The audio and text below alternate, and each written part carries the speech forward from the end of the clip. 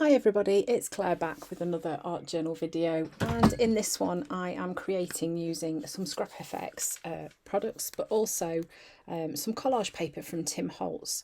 So this one is the typeset slash composer.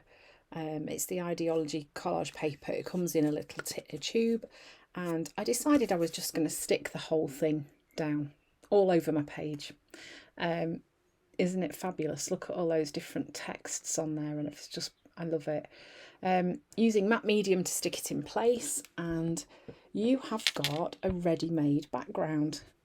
So this is a great way to get rid of that blank page and make a really easy start to your journaling.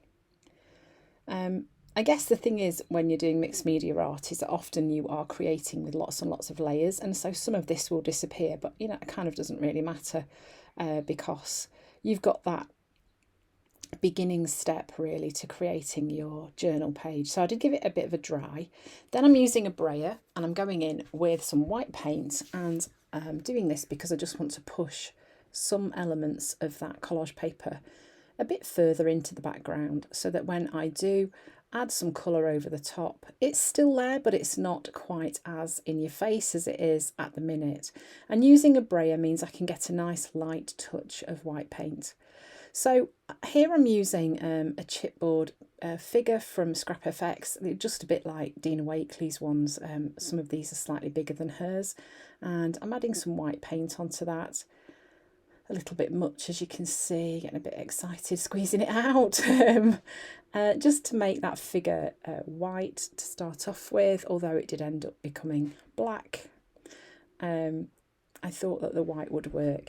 And then I saw this sunburst tag in my drawer, and kind of thought, wouldn't that be fabulous to make the extend the rays in rainbow colours coming out from the tag and out across onto the page. So here I'm starting off with Ruby. I'm just counting how many colours I'm going to use so I can do all the reds at the same time. And all I'm doing, look, is just pulling those lines out further into my journal. And I do this with all the colours that I use. So right through the rainbow. So we've got the ruby, tangerine, lemon, lime, sky, orchid, blackberry. I think that's it. Dina Wakley media paints that I'm using as well. Would work with any brand. Doesn't have to be Dina's paints, but they are my favourite. Closely followed by Tim Holtz Distress paints, and then of course Amsterdam acrylic. But this works really well. So I'm not going to waffle on while I'm painting these bits in, just to let you watch this bit, and then I will continue telling you what's happening.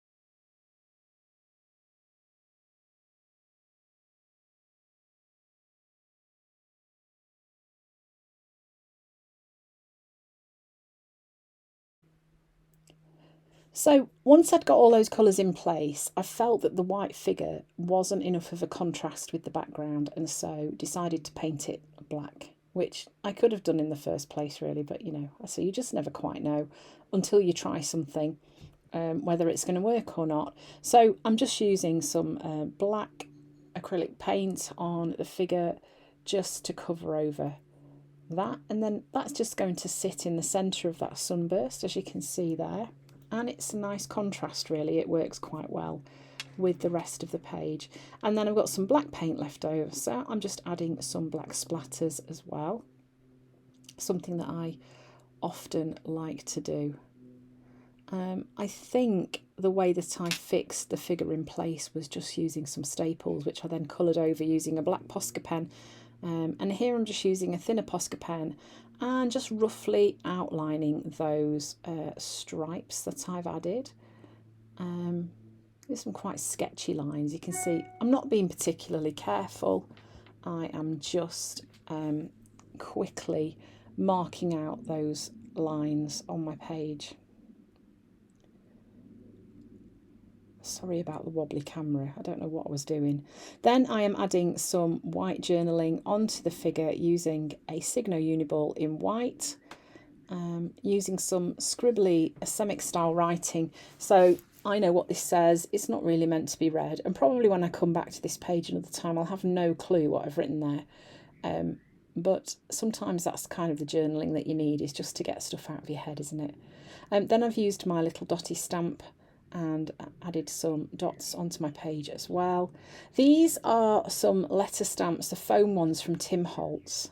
The reason I've got a glove on is because I don't want to get archival ink all over my hand, because as you'll know, you just cannot get it off. So and I am just stamping the words that I want to use onto a piece of printer paper, and then they'll be cut out and added onto the page using an acrylic block, so popping the letters onto the acrylic block. And you can see here, this is how you would get really inky fingers, because obviously the foam stamps get ink all over them, and then you're kind of pressing them onto your acrylic block. So then I'm just cutting these out, and then I'm going to arrange them on my page and stick them in place. And you'll notice that some of them I'm just kind of cutting around the shape of the letters. Once I've got them basically cut out, I'm just cutting down on some of the white paper that's around the words, just so that they're not too white and papery. I can't think of the word I want. White and papery works perfectly fine, but you know, yeah, so here I'm just sort of cutting off those little excess bits.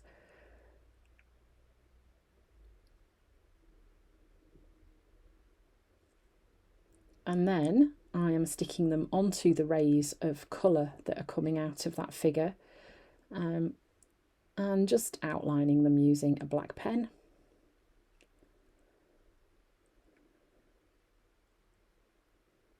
And that's just an ordinary black gel pen. So this was actually quite a simple page really, and yet I think very effective, because it's quite striking the way the colours are coming out from the centre of that figure.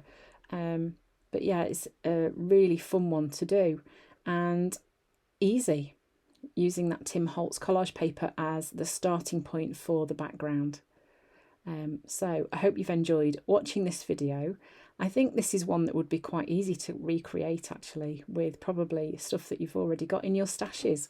So thanks for watching, and I hope to see you again soon.